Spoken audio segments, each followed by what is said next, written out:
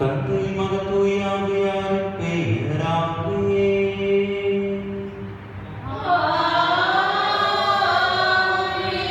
நம் ஆண்டவராம் இயேசு கிறிஸ்துவின் அருளும் கடவுளின் அன்பும் தூய ஆவியாரின் நட்புறவும் உங்கள் அனைவரோடும் இருப்பதாக.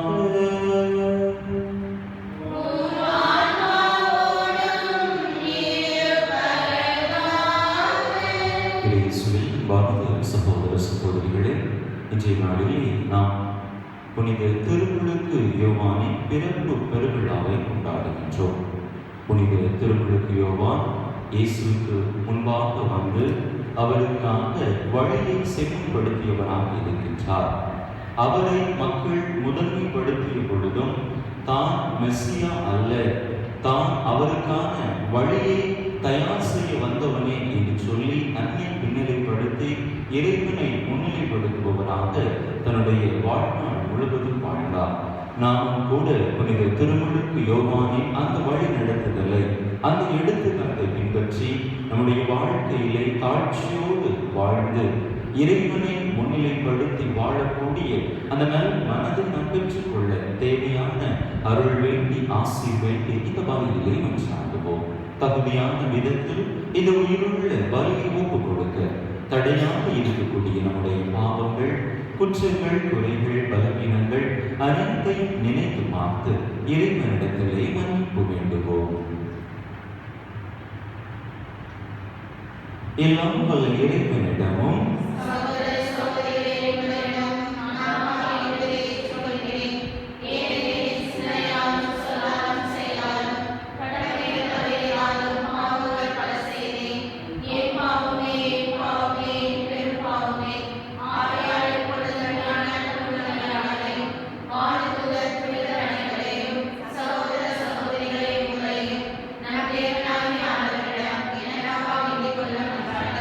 எல்லாம் இறைவன் நம் மீது இரக்கம் வைத்து நம் பாவங்களை எல்லாம் மன்னித்து நம்மை நிலை வாழ்வுக்கு அழைத்து செல்வாராக.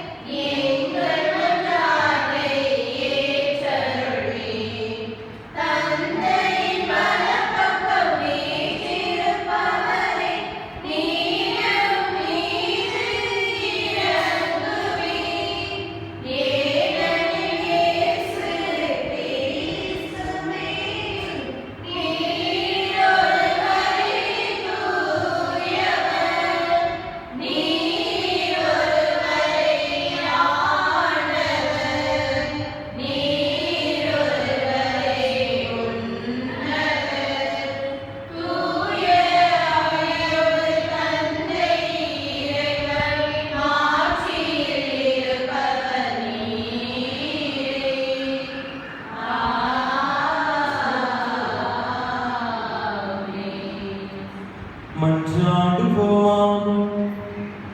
எல்லாம் வல்ல இறைவா, ஆண்டவராகிய கிறிஸ்துவுக்காக மக்களினத்தை சிறந்த முறையில் தயாரிக்க புனித திருமுழுக்கு யோவானை ஏற்படுத்தினீரே. அதனால் மக்களாகிய எங்களுக்கு உள்ள மகிழ்வை அருளி நம்பிக்கையாளர் அனைவரின் மனங்களை மீட்பு பாதையிலும் அமைதியின் வழியிலும் நடத்துவீராக. உம்மோடு தூயாமையாரின் ஒன்றிற்கும் ஒரு இறைவனாய் என்றென்று வாழ்ந்து ஆட்சி செய்கின்ற எங்கள் ஆண்டவர் உம் திருமகனுமாகிய இயேசு கிறிஸ்து வழியாக உம்மை மன்றாடுகின்றோம்.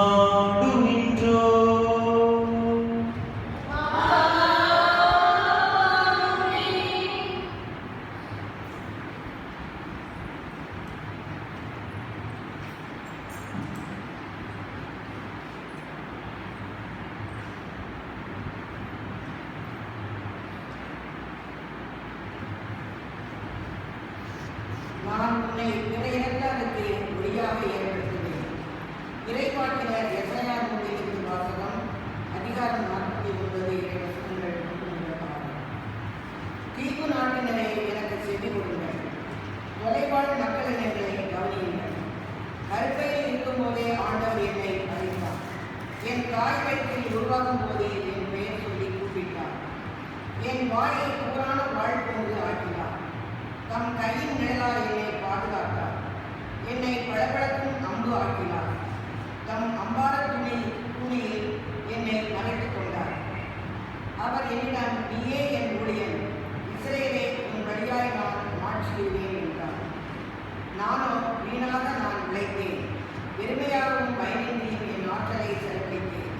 ஆயினும் எனக்குரிய நீதி ஆண்டவரிடம் உள்ளது. என் படிக்கான பரிசு என் கடவுளிடம் இருக்கின்றது என்றேன். யாக்கோபை தம்மிடம் கொண்டு வரவும், சிதறுண்ட இஸ்ரவேலை ஒன்று திரட்டவும் கருப்பையிலிருந்தே ஆண்டவர் என்னை தம் ஊழியனாக உருவாக்கினார். ஆண்டவர் பார்வையில் நான் மதிப்பு பெற்றவர். என் கடவுளே என் ஆண்டவர். அவர் இப்பொழுது உரைக்கிறார். அவர் கூறுவது, யாக்கோபின் புலன்களை நிலைநிறுத்துவதற்கும் இஸ்ரவேலில் காக்கப்பட்டவரை திருப்பிக் கொணர்வதற்கும் நீ என் ஊழியனாக இருப்பது எளிதன். உலகம் முழுவதும் என் மீட்பை அடைவதற்கு நான் உன்னை பிற இனத்தாருக்கு ஒளியாகவும் ஏற்படுத்தினேன். ஆண்டவர் வழங்கும் அருள்வாக்கு. வியத்தகு முறையில் என்னை படைத்ததால் நான் உனக்கு நன்றி நல்கின்றேன். ஆண்டவரே, நீர் என்னை ஆழ்ந்து அறிந்திருக்கின்றேன். நான் அமர்வதையும் எழுவதையும் நீர் அறிந்திருக்கின்றேன். என் நினைவுகளை எல்லாம் தொலைவிலிருந்து உணர்த்தியுள்ளேன். நான் நடப்பதையும் படுப்பதையும் நீர் அறிந்துள்ளேன். என் வழிகள் எல்லாம் உனக்கு தெரிந்தவையே அல்லவே.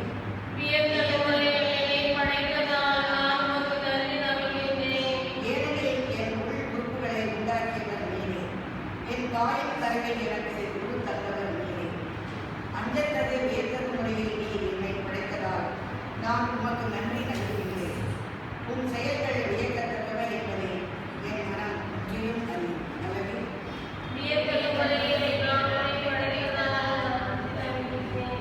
என் எலும்பு உமக்கு மறைவானதன்று. மறைவான முறையில் நான் உருவானதையும் பூவுலகின் வாழ்ப்பகுதியில் நான் உருப்பெற்றதையும் நீர் அறிந்திருக்கிறீர் அல்லவே.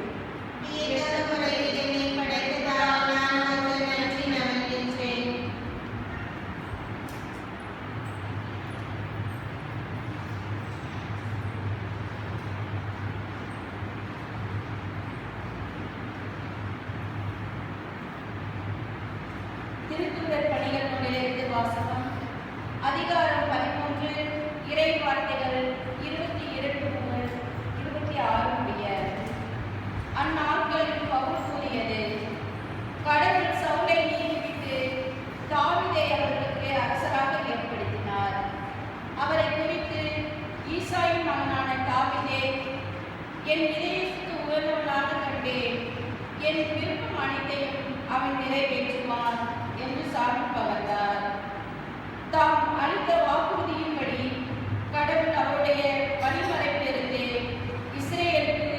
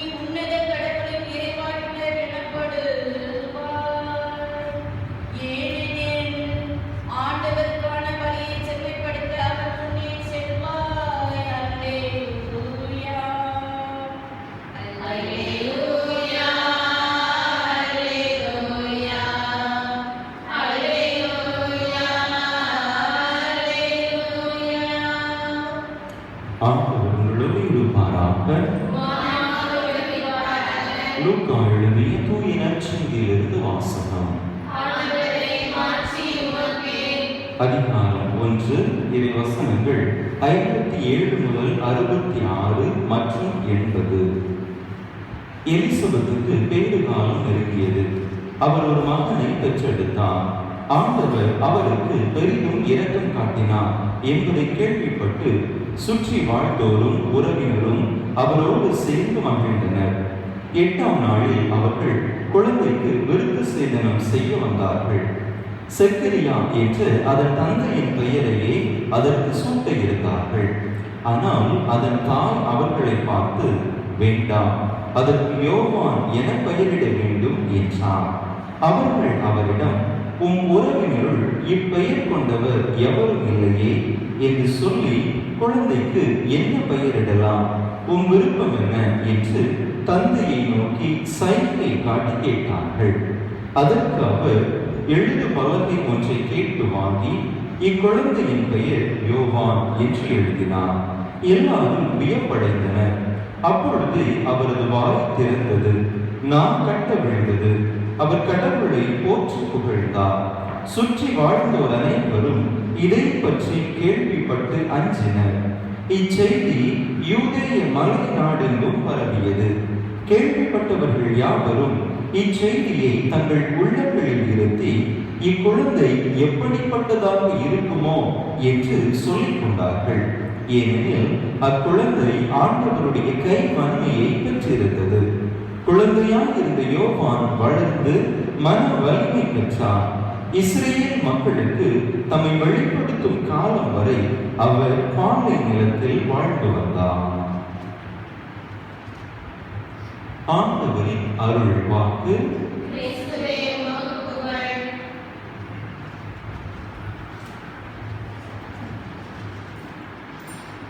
இயேசுவில் அன்பார்ந்த சகோதர சகோதரிகளே, பொதுவாக திருச்சபையிலே புனிதர்களுடைய இறப்பை தான் விழாவாக கொண்டாடுவார்கள்.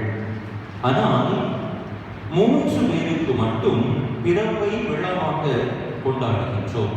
நம் ஆண்டவர் இயேசு கிறிஸ்து, அன்னை மரியாள், அடுத்ததாக அவர்களின் வரிசையிலே இன்று நாம் விழா கொண்டாடுகின்ற புனித திருமுழுக்கு யோவான் இணைகின்றார். இவர்கள் மூவருக்கும் தான் பிறப்புக்கு நாம் விழா கிடைக்கிறோம். மற்ற அனைவருக்கும் அவர்களுடைய இறப்புக்கு அல்லது நினைவுக்கு தான் விழா எடுத்து கொண்டாடி வருகின்றோம். அந்த அளவிற்கு திருமுழுக்கு யோவான் ஒரு முக்கியமான நபராக திருவையிலே பார்க்கப்படுகின்றார். மீட்பு திட்டத்தில் அவர் முக்கிய பங்காற்றியதன் காரணமாக அவருடைய பிறப்புக்கும் திருவையானது விழா எடுத்து மகிழ்கின்றது. இந்த மக்களே, புனித திருமுழுக்கு யோவானை எடுத்துக்கொண்டோம் என்று சொன்னால், நம் ஆண்டவர் இயேசு கிறிஸ்துவால் சிறப்பாக அவர் தோற்றப்படுகிறார். மத்தேயு நற்செய்தி 11வது அதிகாரம் 11வது இறை வசனத்திலே நாம் வாசிக்கின்றோம். மனிதராய் பிறந்தவருள் திருமுழுக்கு யோவானை விட பெரியவர் எவரும் தோன்றியதில்லை என்று சொல்வதிலிருந்து எந்த அளவிற்கு அவர் இறைவனின் பார்வையிலேயே மேன்மை மிக்கவராக இருந்தார் என்று நாம் பார்க்கிறோம். இப்படி இந்த அளவிற்கு அவருக்கு இந்த செல்வாக்கை, இந்த மேன்மையை பெற்று தந்தது எது என்று நாம் பார்க்கிற பொழுது அவருடைய வாழ்க்கை முறை, அவருடைய தாழ்ச்சி என்கின்ற அந்த புண்ணியம். மக்கள் அவரிடத்திலே கேட்பார்கள், நீர்தான் மெசியாவோ என்று அவரிடத்திலே கேட்க பொழுது அவருக்கு எல்லா விதமான முன்னுரிமைகளையும் வழங்கிய பொழுது அவர் உடனடியாக சிறிது கூட யோசிக்காமல், இல்லை, நான் மெசியா இல்லை, அவருடைய மிதியடிமாரை அவிழ்க்க கூட எனக்கு தகுதி இல்லை என்று சொல்லி தன்னையே பின்னிலைப்படுத்துபவராக, தன்னையே தாழ்த்துபவராக புனித திருமுழுக்கு யோவான் இருக்கின்றார். இந்த தாழ்ச்சி தான் அவரை ஆண்டவருடைய பார்வையில் மிகவே உயர்த்தியது என்று நாம் சொன்னால் இல்லை. மக்களே, பொதுவாக இந்த உலகம் எதிலுமே முதன்மையானதாக இருக்க விரும்புகின்றது. சில நேரங்களில் நம்முடைய வாழ்க்கை நாம் எடுத்துக்கொண்டாலும் கூட நம்மிடம் இல்லாத காரியங்களையும் நாம் நம்மிடம் இருப்பதாக எடுத்து காட்டி நம்மை மேன்மைப்படுத்த விரும்புகின்றோம், நம்மை முதன்மைப்படுத்த விரும்புகின்றோம். விரும்புகின்றோம். நம்மகிட்ட பெரிய அளவுல காசு பணம் இருக்காது, ஆனாலும் இருப்பதாக ஒரு தோரணையை இந்த உலகிற்கு காட்ட விரும்புகின்றோம். அவ்வாறு காட்டினால்தான் இந்த உலகம் நம்மை மதிக்கும் என்பது நம்முடைய ஒரு நிலைப்பாடாக இருக்கின்றது. பல நிலைகளிலும் நாம் எதிலுமே நம்மையே முதன்மைப்படுத்த விரும்புகின்றோம். நம்முடைய குடும்பத்தை எடுத்துக்கொண்டால் நம்முடைய குடும்பம் தான் மற்றவர்களை விட பெரியது என்கின்ற அந்த ஒரு தோற்றத்தை இந்த உலகிற்கு காட்ட விரும்புகின்றோம். நம்முடைய பிள்ளைகள் மற்றவர்களை விட பெரியவர்கள் என்று எதிலும் நாம் ஒரு முதன்மையான இடத்தை நாடக்கூடியவர்களாகத்தான் இருக்கின்றோம். இப்ப நம்ம உதாரணத்துக்கு நம்ம ஊர் எடுத்துக்கிறோம். நம்ம ஆலய வழிபாடுகளை நம்ம ஈடுபடுறோம். நாம் முதன்மையாக இருந்து செயல்பட வேண்டும் என்கின்ற அந்த ஒரு நிலைப்பாடு நமக்கு இருக்கும். நான் ஆண்டவருக்கு செய்கிறேன் என்கின்ற ஒரு மனநிலை இருந்தாலும் கூட அதிகமான பங்களிப்பை நான் கொடுக்க வேண்டும் என்கின்ற அந்த ஒரு உணர்வு நம்மிடத்தில் இருக்கும். இது இயல்பிலேயே மனிதர்களுடைய இரத்தத்தோடு ஊறிப்போன ஒன்றாக இருக்கின்றது. ஆனால் புனித திருமுழுக்கு யோவான் அதற்கு ஒரு விதிவிலக்காக இருக்கின்றார். அவர் முதன்மையாக இருக்க விரும்பவில்லை, நான் இரண்டாவது ஆளாகவே இருந்து விடுகிறேன் என்று தன்னையை தாழ்த்தி கொள்கிறார். 1969 ஆண்டிலே ஜூலை மாதம் 20ஆம் தேதி நம்முடைய இந்த வரலாற்றிலே, உலக வரலாற்றிலே மறக்க முடியாத ஒரு நாள். என்ன நாள்? 1969 ஜூலை 20. சந்திரனில் நிலவில் மனிதன் காலடி வைத்தான். நிலவில் காலடி வச்ச மனுஷன் பேர் முதல்ல யார் காலடி எடுத்து வச்சா? Neil Armstrong. இரண்டாவது யார் எடுத்து வச்சா? தெரியும். நாம முதன்மையைத்தான் எப்பொழுதுமே பற்றிக் கொள்கிறோம். முதன்மையான மனிதர்கள் தான் எப்பொழுதும் நினைவு கூறப்படுகிறார்கள். இரண்டாவது அல்லது பின்னணியில் இருக்கக்கூடிய மனிதர்கள் எப்பொழுதும் நம்முடைய நினைவுகளில் இருப்பதில்லை. இரண்டாவது காலடிச்சவர் Edwin Buzz Aldrin. Edwin Buzz Aldrin அவர்தான் இரண்டாவதாக காலடி எடுத்து வைத்திருக்கிறார். அடுத்ததாக அவருக்கு பிறகு மூணாவது ஒருத்தர் காலடி எடுத்து வச்சார். அது யார் தெரியுமா? Michael Collins. 3 பேர் போனாங்க அந்த விண்கலத்துல. 3 பேர் மேல போய் முதலாவதாக நீல் ஆம்ஸ்ட்ராங் வைக்கிறாரு, இரண்டாவதாக எட்வின் வைக்கிறார். Edwin Buzz Aldrin. எதற்காக எட்வின் இரண்டாவது காலடி எடுத்து வச்சார் அப்படின்னு சொன்னா, இவனுடைய வார்த்தையை வாசித்து விட்டு தன்னுடைய பங்கு தந்தையிடமிருந்து அவர் பெற்ற திவ்ய நற்கருணையை அறிந்துவிட்டு ஆண்டவருக்கு நன்றி சொல்லிவிட்டு அவர் நிலவிலே காலடி எடுத்து வைத்தார் என்று வரலாறு சொல்லுகின்றது. ஆக பல நேரங்களில் நாம் இரண்டாம் அவர்களை, மூன்றாம் அவர்களை அல்லது பின்னணியில் இருப்பவர்களை நாம் நினைவு கூறுவதில்லை. முதன்மைதான் நம்முடைய நினைவில் இருக்கும். ஆனால் அதிலிருந்து நாம் மாற்றம் பெற வேண்டும். இரண்டாவதாக இருப்பதற்கும் பின்னணியில் செல்வதற்கும் நாம் தயாராக இருக்க வேண்டும் என்பது இன்றைய விழா நாயகர் புனித திருமுழுக்கு யோவான் நமக்கு கற்றுத்தரக்கூடிய செய்தியாக இருக்கின்றது. யோவான் நற்செய்தி 3ஆவது அதிகாரம் 30வது வசனத்தை சொல்லுவார், அவரது செல்வாக்கு பெருக வேண்டும், என்னுடைய செல்வாக்கு குறைய வேண்டும் என்று சொல்லுவார். நான் மணமகனாக இருக்க விரும்பவில்லை, மணமகனுடைய தோழராகவே இருந்து விடுகிறேன் என்பதுதான் அவருடைய நிலைப்பாடு. மணமகனுடைய தோழரை யாரும் கண்டுகொள்ள மாட்டாங்க. ஆனா ஒரு திருமண நிகழ்வு நடக்குது அப்படின்னு சொன்னா எல்லாருடைய கண்களும் மணமகனை தான் உற்று நோக்கி இருக்குமே தவிர மணமகனுடைய தோழரை யாரும் ஏறெடுத்து பார்ப்பதில்லை. ஆனால் எனக்கு அப்படிப்பட்ட ஒரு நிலை போதும், நான் அதிலே பெருமைப்படுகிறேன், மகிழ்கிறேன் என்று சொல்லி இறைவனை முன்னிலைப்படுத்துபவராக புனித திருமுழுக்கு யோவான் தன்னுடைய வாழ்நாள் முழுவதுமே வாழ்ந்தார் என்று பார்க்கிறோம். அன்பு மக்களே, அவரிடத்தில் இருந்து நாமும் அந்த ஒரு படிப்பனையை இன்றைய நாளிலே நமக்கு கற்றுக்கொள்வோம். இந்த உலகம் அனைத்திற்கும் முந்தி அடித்துக் கொண்டு முதன்மையாக இருக்க விரும்பலாம். ஆனால் நாம் அப்படிப்பட்ட ஒரு நிலைப்பாடு கொண்டிராமல் அதிலிருந்த மாற்றம் பற்றி இறைவனுக்காக நான் என்னையே பின்னிலைப்படுத்திக் கொள்கிறேன். இறைவன் முன்னிலைப்படுத்தப்பட வேண்டும், இறைவனுடைய மாட்சிமை எல்லா இடத்திலும் மேன்மையாக விளங்க வேண்டும் என்று நாம் நம்மை தாழ்த்தி இறைவனை முன்னிலைப்படுத்தி வாழக்கூடிய அந்த ஒரு மனநிலையை பெற்றுக்கொள்வோம். எப்பொழுதும் நாம் இறைவனை முன்னிலைப்படுத்தி வாழ பழகி கொண்டோம் என்று சொன்னால் இயல்பிலேயே இறைவன் நம்முடைய வாழ்க்கையை உயர்த்துவார். தம்மை தாமை தாழ்த்துவோர் உயர்த்தப்படுவர் என்று ஆண்டவர் திருவாய் மலர்ந்து இருக்கிறார். இருக்கிறார். எனவே அப்படிப்பட்ட தாழ்ச்சியை நம்முடைய உடைமையாக கொண்டு வாழ வர கேட்டு தொடர்ந்து இந்த பலியிலே இணைந்து மன்றாடுவோம். ஆமென்.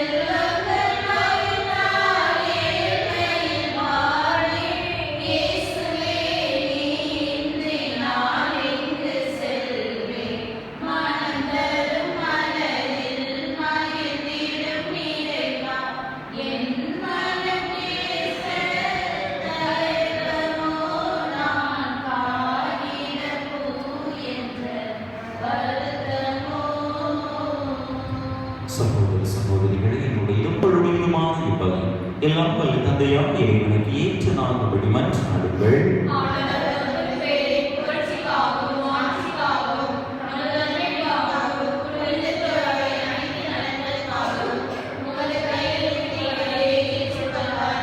ஆண்டவரே, புனித திருமுழுக்கு யோவான் உலக மீட்பர் வருவார் என்று முன்னறிவித்து வந்த பின் அவரை சுட்டி காட்டினார். அவருடைய பிறப்பை தகுந்த வணக்கத்துடன் கொண்டாடும் நாங்கள் உமது பீடத்துக்கு கொண்டு வரும் காணிக்கைகளை ஏற்றருள்வீராக.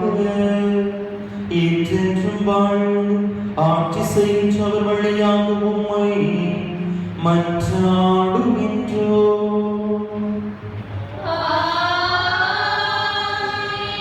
ஆண்டவர் விழுந்து இருப்பாராக. இதயங்களை மேலே எழுப்புங்கள். நம் இறைவனாகிய ஆண்டவருக்கு நன்றி கூறுவோம். ஆண்டவரே, தூயவரான தந்தையே, என்றும் உள்ள எல்லாம் வல்ல இறைவா, எங்கள் ஆண்டவராகிய கிறிஸ்து வழியாக எந்நாளும் எவ்விடத்திலும் நாங்கள் உமக்கு நன்றி செலுத்துவது மெய்யாகவே தகுதியும் நீதியுமாகும். எங்கள் கடமையும் மீட்புக்குரிய செயலுமாகும்.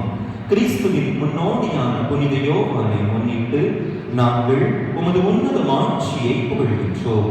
பெண்களிடம் பிறந்தவர்களுள் அவருக்கு தலை சிறந்த மாட்சி அளித்து அருள் பொழிவு செய்தேன். அவரது பிறப்பு பெருமகிழ்ச்சியை முன்னறிவித்தது. மனிதரின் மீட்பு வந்துவிட்டது என தாம் பிறப்பு முன்னரே அக்களிப்பால் கூறினார். இறைவாக்கினர் அனைவரிலும் அவர் ஒருவரை மீட்பளிக்கும் செம்மறியை சுட்டி காட்டினார். மேலும் தண்ணீருக்கு புனிதப்படுத்தும் ஆற்றலை தரும் திருமுழுக்கை ஏற்படுத்திய கிறிஸ்துவையே அவர் திருமுழுக்காட்டினார். அவர் இரத்தம் சிந்தி கிறிஸ்துவுக்கு மிகச் சிறந்த முறையில் சான்று பகரவும் பேறு பெற்றார். ஆகவே ஆற்றல் மிகுந்த விண்ணவரோடு சேர்ந்து நாங்களும் இம்மண்ணுலகில் இடையராது உமது ஆட்சியை கொண்டாடி முடிவின்றி ஆர்ப்பரித்து பாடுவதாவது: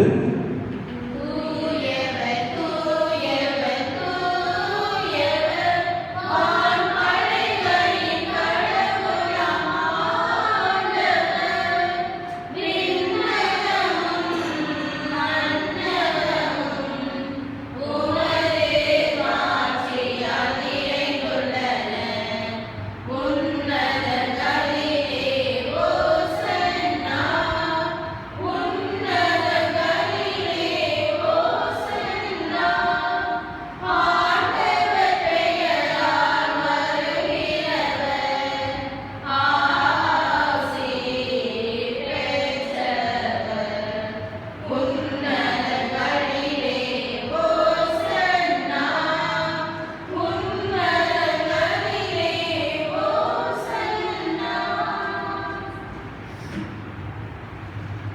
ஆண்டவரே நேர்மையாகவே தூயவர், தூய்மை அனைத்துக்கும் ஊற்று.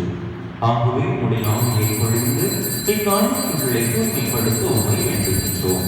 இவ்வாறு எங்கள் ஆண்டவர் இயேசு கிறிஸ்துவின் உடலும் இரத்தமுமாக எங்களுக்கு இவை மாறுபனவாக. அவர் பாடுபட விழம் கனிந்து தம்மை கையெடுத்த போது அப்பத்தை எடுத்து நன்றி செலுத்தி அதை விட்டு தம் சீடர்களுக்கு அளித்து அவர் கூறியதாவது: அனைவரும் இதிலிருந்து பெற்று உண்ணுங்கள், ஏனெனில் இது உங்களுக்காக கையளிக்கப்படும் என் உடல்.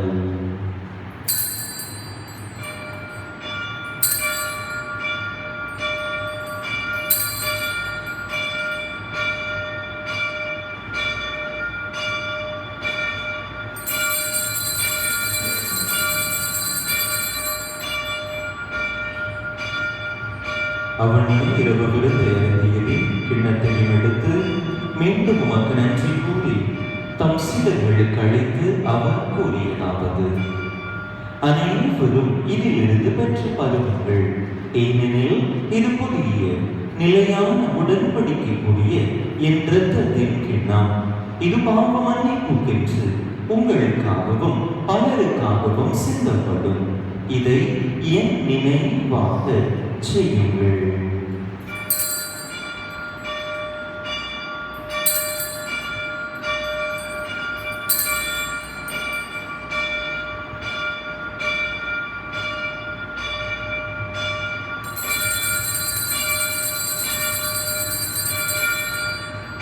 நம்பிக்கையின் மறுபொருள்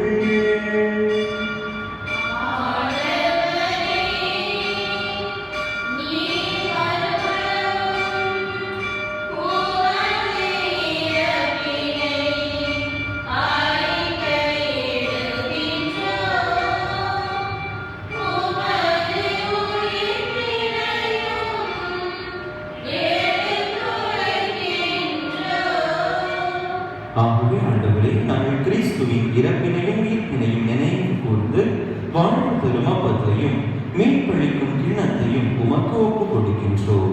உம் திருமுன்னின்று உமக்கு ஊழியம் புரிய தகுந்தவர்கள் என எங்களை ஏற்றுக்கொண்டீர். எனவே உமக்கு நன்றி செலுத்துகின்றோம். மேலும் கிறிஸ்துவின் உடலிலும் இரத்தத்திலும் பங்கு கொள்ளுமைகளை தூய ஆவியார் ஒன்று சேர்க்க வேண்டுமென உமை தாழ்மையுடன் மன்றாடுகின்றோம். ஆண்டவரே, உலகெங்கும் பரவி இருக்கும் உமது திரு அவையை நினைவு கூர்ந்தருளும். எங்கள் திருத்தந்தை லியோ, எங்கள் ஆயர் ஸ்டீஃபன், எல்லா திரு நிலையினர் ஆகிய அனைவரோடும் உமது திரு அவை அன்பில் நிறைவு பெறச் செய்தருளும். மேலும் உயிர்ப்புள்ள மிகு நோக்குடன் துயில் கொள்ளும் எங்கள் சகோதர சகோதரிகளையும் இறந்தோர் அனைவரையும் இரக்கத்துடன் நினைவு கூர்ந்து உமது திருமுக ஒளியினுள் ஏற்றருளும். எங்கள் அனைவர் மீதும் இரக்கமாயிரும். கடவுளின் கன்னித்தாயும் எங்கள் பாதுகாவலியுமான புனித ஜெபமாலை அன்னை, அவருடைய கணவரான புனித யோசேப்பு, புனித திருத்துதர்கள், நாங்கள் இன்று நினைவு கூறுகின்ற புனித திருமுழுக்கு யோவான், புனித அந்தோனியா, இவ்வுலகில் உமக்கு உகந்தவராக இருந்தோர் ஆகிய புனிதர் அனைவருடனும் நாங்கள் நிலை வாழ்வில் பங்கு கொள்ளும் தகுதி பெற்று உன் திருமகன் இயேசு கிறிஸ்து வழியாக உமை புகழ்ந்தேத்தும் வரமருள் உமை மன்றாடுகின்றோம்.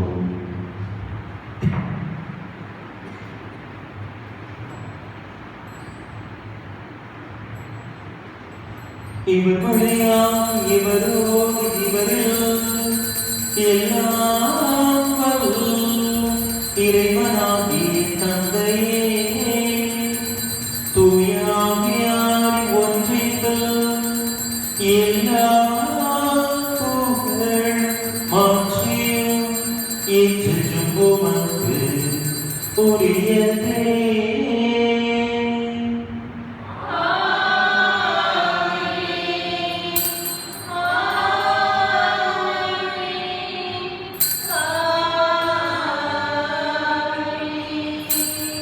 மீட்பரின் கட்டளையால் கற்பிக்கப்பட்டு இறைப்பணியினால் பயிற்சி பெற்ற நாம் துணிந்து சொல்லுவோம்: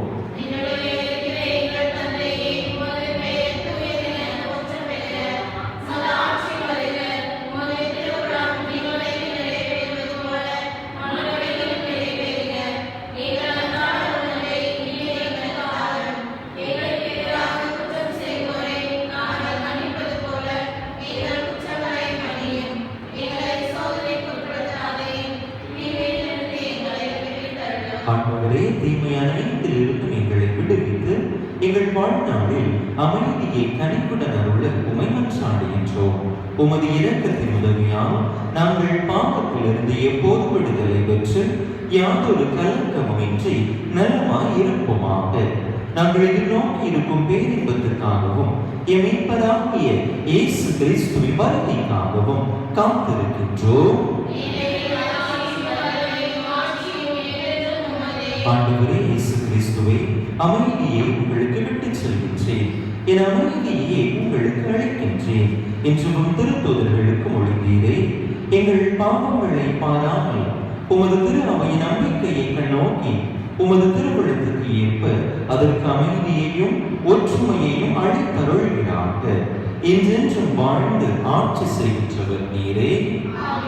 ஆண்டவருடைய அமைதி உங்கள் அனைவரோடும் என்றும் இருப்பதாக. ஒருவருக்கொருவர் கிறிஸ்து வழங்கும் அமைதியை பகிர்ந்து கொள்வோம்.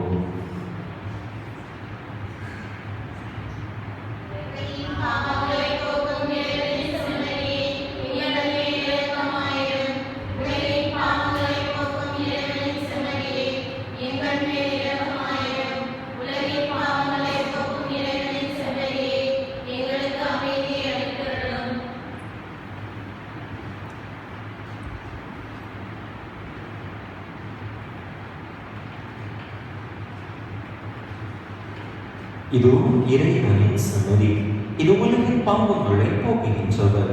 இந்த செம்மறியின் திருவிருந்துக்கு அழைக்கப் பெற்றுள்ள நாம் பேறு பெற்றோம்.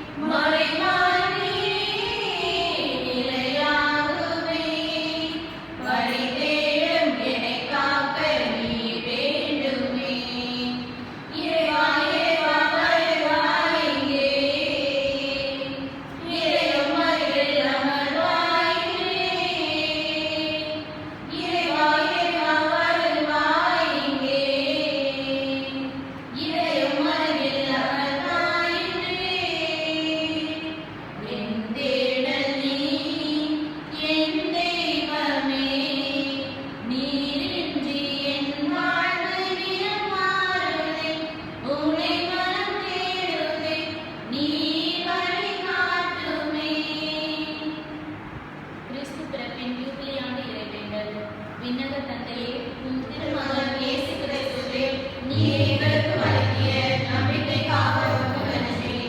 தூய ஆவியார் வழியாக தந்த பிறருக்கு என்னும் கொடைக்காக நன்றி. இந்த நம்பிக்கையாலும் அன்பாலும் உமது அரசின் வருகையை எதிர்நோக்கும் அருளை எங்களுக்கு தாரும். உமது நற்செய்தியின் சான்றுகளாக எங்களை மாற்றும். தீமையின் ஆற்றல்களை எங்களிடத்தில் அகற்றும். நாங்களும் புதிய உலகம், புதிய மனகம், புதிய மனகம் நோக்கிய பயணத்தில் இறை வார்த்தையால் மாற்றம் பெறுவோமாக. இந்த யூனி கொண்டாட்டத்தின் அருள் எதிர்நோக்கின் திருப்பயணிகளாகிய எங்களை நடத்தட்டும். விண்ணக செல்வங்களுக்கான ஆபத்தை எம்மில் தூங்கி எழுப்பட்டும். எம் மீட்பர் இயேசுவின் மகிழ்ச்சியும் அமைதியும் உலகில் நிரம்புவதாக. மூவொரு கடவுளே, உமக்கே மாட்சி, உமக்கே புகழ், உமக்கே நன்றி. ஆமென். அன்பு மக்களே, நாளை காலை திருப்பலி நடைபெறாது. நாளை மாலையில் திருப்பலி நடைபெறும். நம் கடவுளின் இறக்க பெருக்கத்தால் விண்ணில் இருந்து விடியல் நம்மை தேடி வந்தது. மன்றாடுவோமாம். ஆண்டவரே, விண்ணக செம்மறியின் விருந்தை உட்கொண்டு ஊட்டம் பெற்ற நாங்கள் உம்மை வேண்டுகின்றோம். உமது திரு அவை புனித திருமுழுக்கு யோவானின் பிறப்பில் மகிழ்ச்சியடைந்து வருவார் என அவர் முன்னறிவித்த கிறிஸ்துவை தனது புது பிறப்பின் ஊற்றானவர் என அறிந்து கொள்வதாக. என்றென்றும் வாழ்ந்து ஆட்சி செய்கின்றவர் வழியாக உம்மை மன்றாடுகின்றோம்.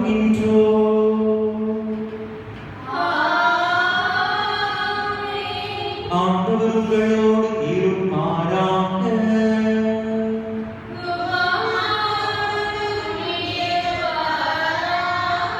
எல்லாம் வல்ல இறைவன் தந்தை, மகன், தூய ஆவியார் உங்களுக்கு ஆசி வழங்குமாறாக.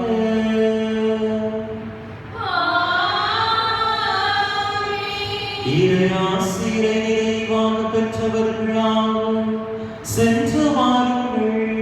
திருப்பலி நிறைவேறிற்று.